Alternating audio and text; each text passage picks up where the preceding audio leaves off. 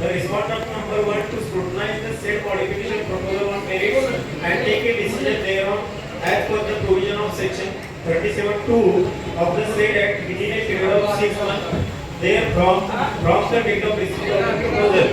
असे 24 सप्टेंबर मराठीमध्ये सांगा, मराठीमध्ये सांगा. उद्या सभागृहाला काहीतरी मान्य उच्च न्यायालयाच्याकडनं काहीतरी आमच्यावर काहीतरी कारवाईच्या बडग्यांच्या केलं. त्या मुळात पिटिशनर कोण आहे, याचिकाकर्ता कोण आहे? याचिकाकर्ता नियोजित प्रवर्तक जे आहे सोसायटीचे नियोजित राजीव गांधी सहकारी गृहनिर्माण संस्था.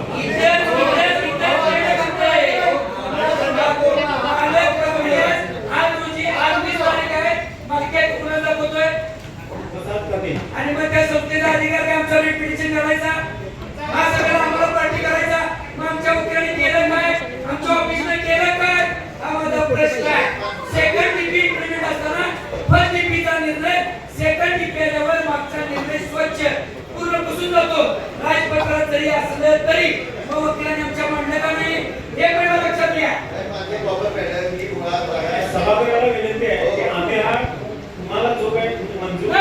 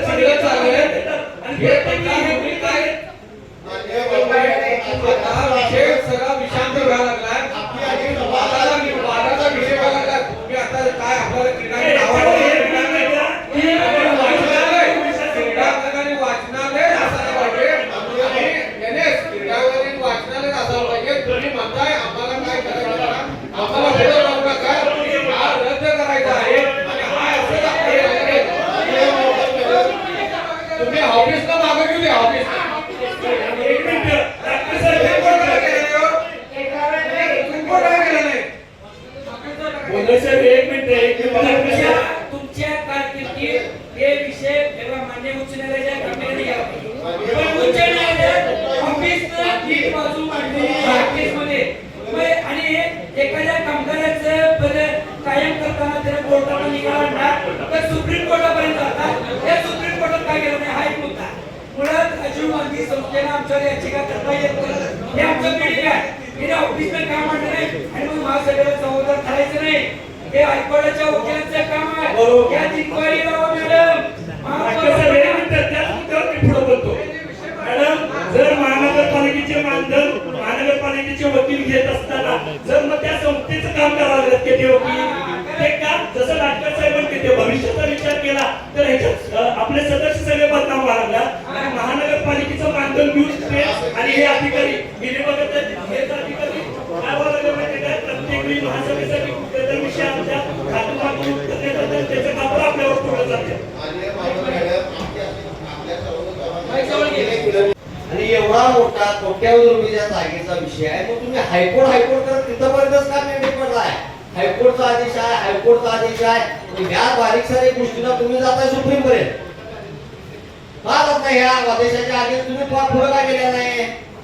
हे कुठं तर तुम्हाला वाटलं की मग तुम्ही महासभेकडे ढकलायचं आणि तुमचं दुकान चालवायचं, धंदा तुमचा चाललाय आणि त्याच एखाद्या सदस्याने एखाद्या कर्मचाऱ्याने सांगितलं की बाबा त्याच्या घरची अडचण आहे, कुठं तर तडजोड करून त्याला कामावर हजर करून घ्या.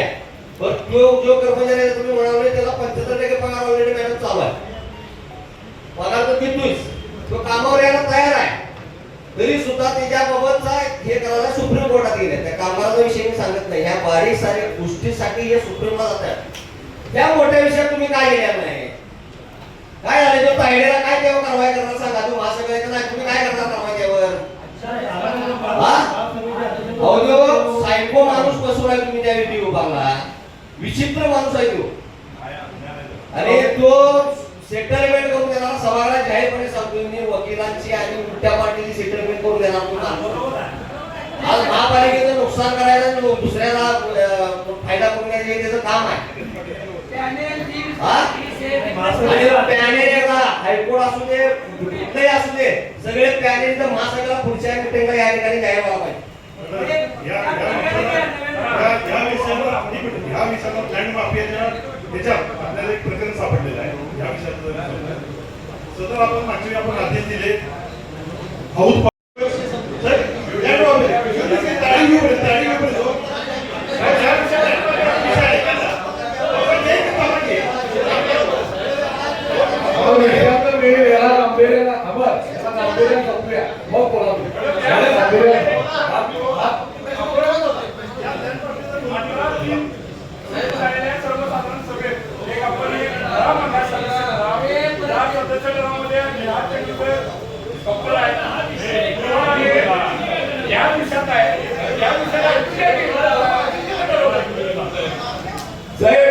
महापौर मॅडम ज्यावेळेच्या एक ठराव केलेला म्हणजे विविध विषय समित्या, त्या विषय समित्यामध्ये कायदा आणि सुव्यवस्था ही एक समिती केली असेल तर आपल्याला त्याच्या ह्या प्रस्ताव गेला असता आणि हा प्रस्ताव इथपर्यंत आपल्या सर्वसाधारण सभेत आला नसता आणि हे जे 2026 मागच्या 18/3/2026 ला झालेले ठराव जे अजून आयुक्त कार्यालयातच आहे.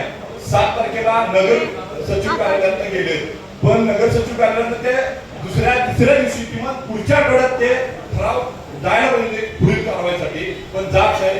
आपल्याकडे मॅडम आपण तुम्ही महापौर म्हणून बसलाय, महायुतीचे पण महापौर बसलाय, या समाजाचे पण महापौर बसलाय, गतिमान सरकार म्हणून आपल्याकडे बघितलं जातंय. तर त्या गतिमानता ह्यांना आयुक्तांना आणि नगर विकास नगर सचिव सचिवच्या सगळ्यांना स्टाफला सूचना दिल्या पाहिजे.